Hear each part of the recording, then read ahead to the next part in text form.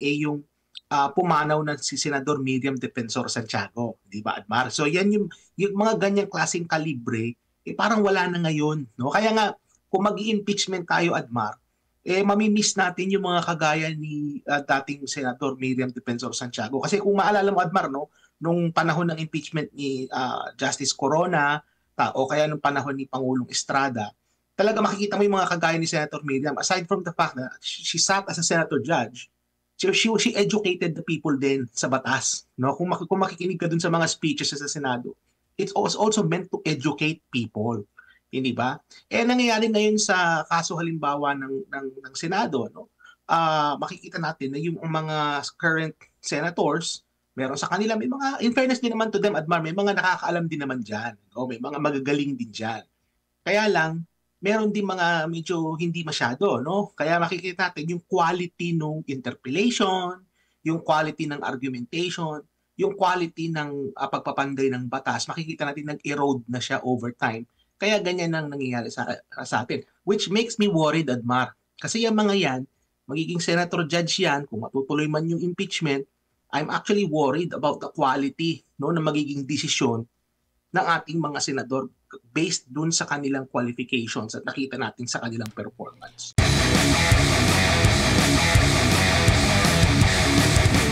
Diyan ba sa Canada ay madaling makabili ng suka? Or sa mga maraming klaseng suka dito at wala yung kagaya sukang dito pangluto, no? Kasi alam mo yung suka, Admar, ginagamit yan sa panglinis din. Pag naghuhugas ako minsan ng mga plato, lalo na pagka medyo malansa, no? Kumain ka ng isda, naglalagay ako minsan ng suka pag naghuhugas ako para talagang malinis siya, no? Bagamat meron kaming dishwasher dito sa bahay, ano? Ako'y naghuhugas pa rin ako ng mano-mano. No? Ginagamitan ko yan ng suka. At yung sinasabi naman natin na sukang pangpagkain, yan madaling mabilihan sa tindahan at kahit sino pwedeng pumunta, no? Bumili ng suka. Una kong natanong yan kasi naalala mo nga, 'di ba, nung unang kick-off rally ng Alyansa para sa Bagong Pilipinas ay parang minaliit, no, ng ni Marcos Jr. yung mga katunggali ng kanya mga pambato na parang bumili lang daw ng suka o di kaya nag-deliver. Now ngayon, di ko lang alam kung ito ba ang paliwanag ng Pangulo or sariling opinion niya ito galing sa bagong Undersecretary ng Communications po natin. Basahin ko lang, Doc Michael, bago lang tayo pumunta doon sa Maharlika Investment Fund. Sabi niya kasi dito, and I quote, bago ito si Yusek Claire Castro, sabi niya, kapag sinabi natin nag-deliver ng suka, bumili ng suka, hindi naman ito literally na suka. Okay? Idiom daw ito. I mean, ano lang ito idiom. It's just an idiom na sinabi, when we say, nag-deliver ng suka, it means baguhan, wala pang alam masyado sa politika, sa proseso, sa trabaho. Kung kayong tatanungin, maski naman kayo siguro alam nyo, maraming kandidato na hindi alam ang trabaho ng pagiging senador. Kung tinamaan sila, tumakbo sila at alam nating walang alam, yun na lang siguro, ouch. At the same time, dapat hindi nga sila tumakbo kasi hindi pwedeng gawing magpaka-apprentice sa pagiging senador. Sa tingin nyo po, ito pong naging paliwanag na ito tungkol doon sa suka, nakapagbigay ng linaw o lalo lang nagpalugmok, nagpapa-bad shot sa kanila, Dr. Bato, sir? Alam mo, itong sinabi na to ni Undersecretary Castro, no, with all due respect kay Undersecretary, nagpapakita ito ng kanyang ignorance, ano, sa mga nangyayari sa politika sa bansa. Bakit ko nasabi yan? Bigyan kita ng halimbawa, Admar, si Pastor Kibuloy. Hindi mo masasabi na si Pastor Kibuloy ay parang pinabili mo lang ng suka. Can you imagine, Admar, using yung idiom nila na yan, or yung parang figure of speech, sinasabi, ano? Kahit na si Pastor Kibuloy nakapiit, meron na kagad siyang mga panukalang batas. Di ba? So hindi, ano bang trabaho ng isang senador? Di ba? To magpanday ng mga batas. Si Pastor Kibuloy, may ang dami na kaagad mga proposal, mga panukalang batas, mga plano, no? Vision para sa bansa. So yung mga ganong klaseng kandidato, masasabi mo ba na mga kailangan pa ng kumbaga parang maging intern muna, no, sa Senado, maging mag-practice muna? Hindi dahil hindi pa man naluluklok si Pastor, he is already doing the work of a senator, no? In contrast, doon sa side naman ng administration, hindi ko na lang babanggitin, mayroong mga kandidato doon na bagamat na mga matatagal na ng mga senador, pero masasabi natin na mga wala silang alam sa pagpapanday ng batas. Ang ginagawa nila dyan, Admar, is i-delegate lang nila yan sa kanilang mga staff, no? At yung mga staff nila, yun ang gumagawa ng mga panukalang batas. Ang ginagawa nila, may mga nakikita natin, Admar, pag may mga proceedings sa Senado, binabasa lang nila yung script na binigay lang sa kanila ng kanilang mga staff, ano? In contrast, kukumpara mo yan sa mga kandidato kagaya ni Pastor Kibuloy, no? At mga iba pang mga candidates halimbawa ng PDP Laban, hindi mo masasabi na itong mga kandidatong ito ng PDP Laban na mga parang pinabili mo lang ng suka, no? Marami dito mga veterans na in their own fields at marami na din silang nagawa, no, sa kanilang mga profesyon.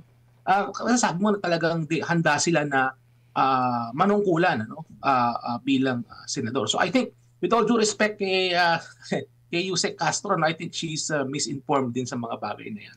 Oo, ang problema kasi kung sinasabi niya mga apprentice, baguhan, parang ano daw, ang termino pa nga niya dito, parang tinamaan sila at tumakbo. Parang meron din ata sa kanilang grupo na sumakay lang ng kabayo, hinati yung bala.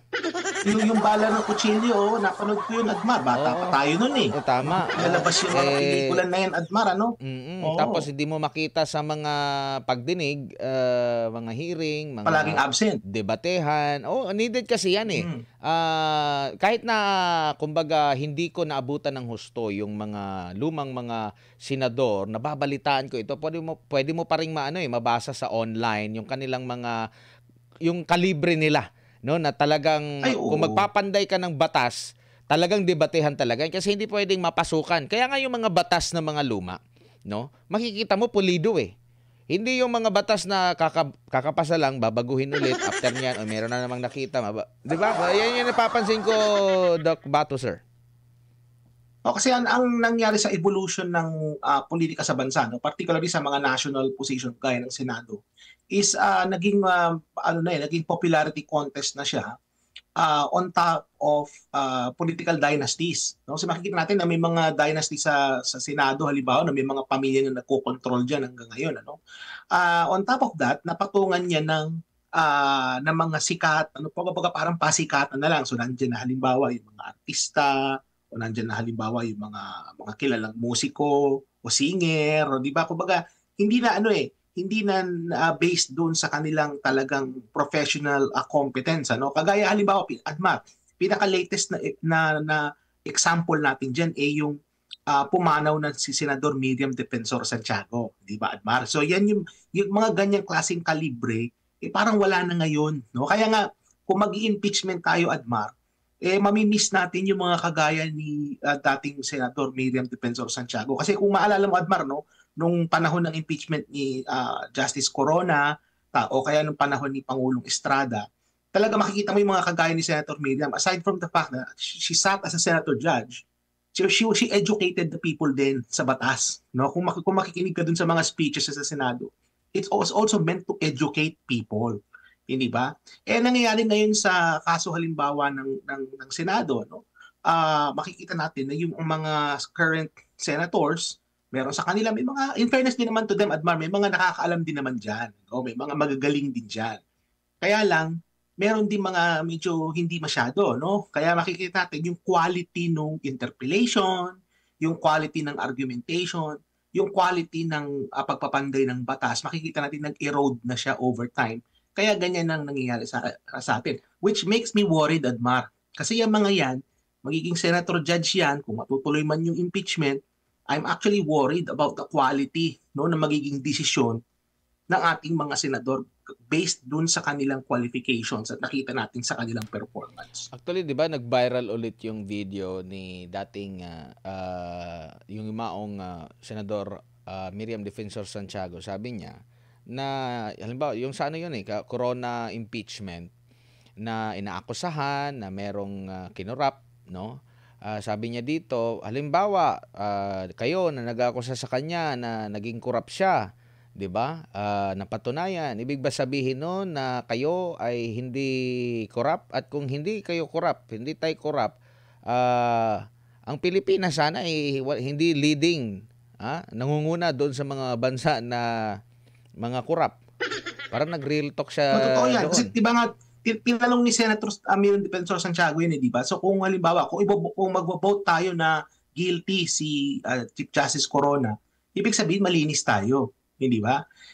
Alam naman natin na may mga, hindi naman marami, may mga senador doon noong time na yon na later on, mga nakasuhan ng plunder, di ba? May mga nakasuhan ng graft, may mga nakasuhan sa Sandigan Bayan.